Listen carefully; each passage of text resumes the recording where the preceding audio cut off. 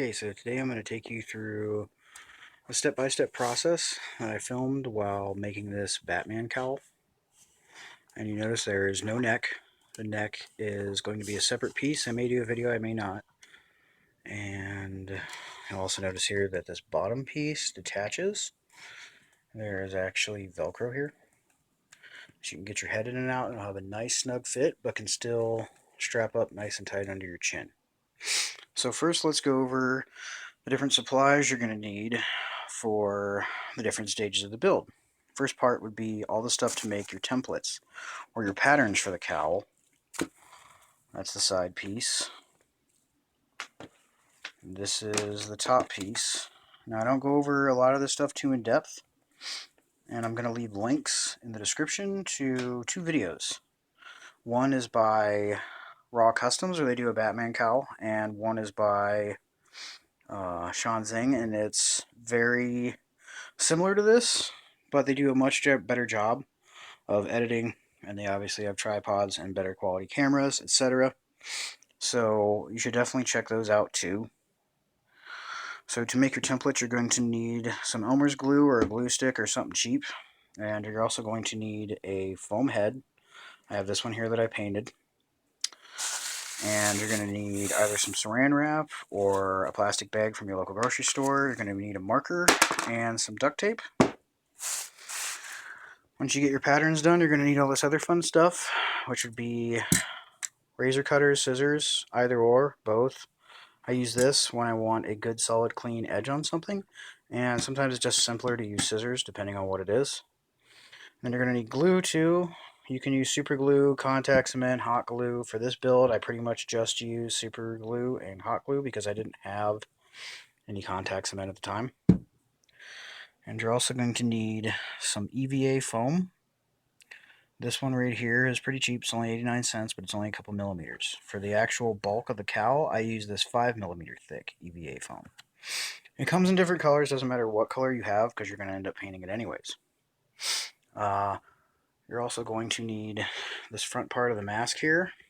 This I did not make.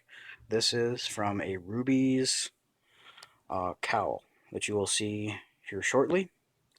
And you're also going to need some paints and Plastidip and stuff. Here I have Mod Podge, Plastidip, this gray that I use for a primer, and clear coat that I didn't actually use on the mask, but it's always optional to protect your stuff. I like the way this looked without it, so I'm going to leave it just the way it is. Alright, now let's get started. Okay, so first you want to start by taking your Batman mask and using a pair of scissors and cutting off the ears. Okay, next you're going to take a piece of a plastic bag or some saran wrap and either a glue stick or a spray adhesive. I just use Elmer's glue and glue it to the styrofoam head here. Once it's on the head smooth, I tape it down with duct tape. And this is what you're going to draw your pattern on and how you're going to cut it out. Next, you're going to hold the face piece like this, and you're going to trace around it and draw your lines. And I'll show you what it looks like after I get it done. So this is what your pattern should look like. Okay, I drew where I want it to come down around on the chin. I traced around the border of the face mask that I placed on here.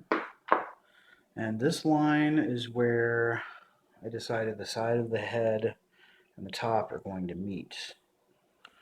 Notice I also drew a line along here. And I'm only doing one side because once you cut this pattern out, you're going to flip it. And what I'm also going to do is take the Sharpie here, just put a couple of hash marks so I know where all this lines up.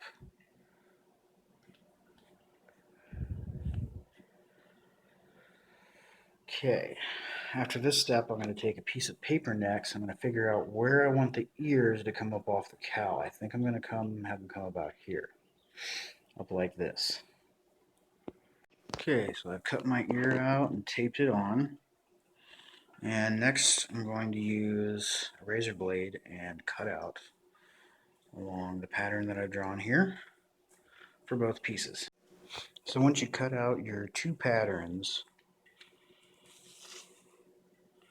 you're going to want to lay them and flatten them out as much as possible. And sometimes you have to put a straight cut that'll open up like a V in order to get them to lay flat. Once you can get them to lay more or less flat, you're going to take some craft foam. This stuff's pretty thick, it's about 5-6 millimeter. And you're going to cut out one of each from the pattern. You're going to trace the pattern, and you're going to flip it over, and you're going to cut it out again. So you have one for each side. I want to point out about these patterns before I go any further is that both patterns that I got off the mannequin head itself is a little bit smaller than my own head. So whenever I traced these, I did make them about a 1/4 inch or so larger overall. And as far as getting exact measurements for your head to scale your patterns, I don't have any suggestions or ideas how to do that. I usually do them in person if it's somebody else, and if it's myself, I just kind of know my body size and everything, and the size of my head, if that makes sense, and I just kind of scale it up to fit that. But if your mannequin head is too small or too big, your mask will either be too tight or it'll be flopping all over your head and you're going to look silly. Next, I'm going to take it where it's cut here and here, and I'm going to glue it together so it starts to give a rounded shape, and each side is going to be glued outward in the opposite direction. And then you go through and do the same thing with these pieces. Once you get done gluing all your pieces together, they should look something like this. And what I'm going to do next is start gluing the left centerpiece together. After that, I will then attach the right centerpiece, followed by the right hand side.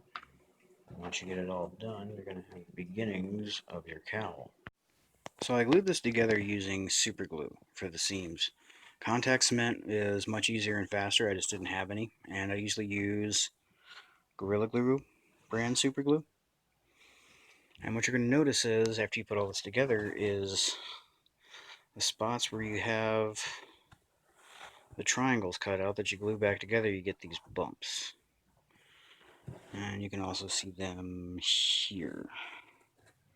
You want that to be rounded. And what I do, and what most people do, that I see on YouTube building things out of EVA craft foam, is they use a heat gun. And I've already started doing that a little bit here.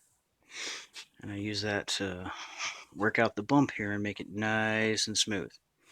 It'll also help to give kind of a shine to this and seals up the pores of the foam so you don't absorb as much Plastidip or Mod Podge or paint or whatever you're going to put on it next. So I've heated up and smoothed out the EVA foam part of the helmet, and it's just about ready for me to glue the face on. But before I glue the face on, I did a few things here.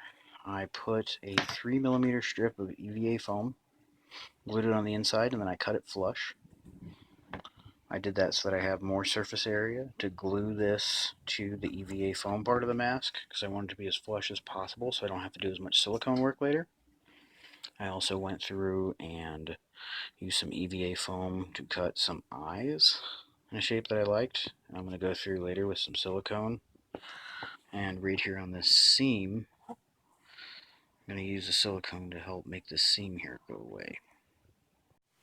So I finished attaching the Ruby's face mask to the EVA foam, and it all fit up pretty good.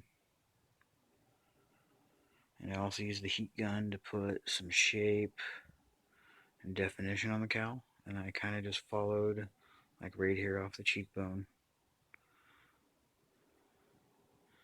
I also used a picture of the cowl from the film as somewhat of a reference. I got the ears to stand out. I put a bead of hot glue on the inside after I super glued it to make sure that it stays nice and firm. I also test fitted it throughout this process and trimmed the back. And I'm currently now in the process of shaping.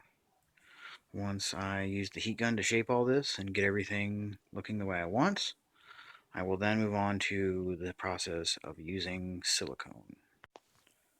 So here it is after I finished forming the cheekbones by heating and pulling and prodding the foam. That's also how I got the ears to stand out. I finished the earpieces here by using 2mm craft foam and just guesstimating until I finally got one that was right, and then I could copy it and use it for both sides.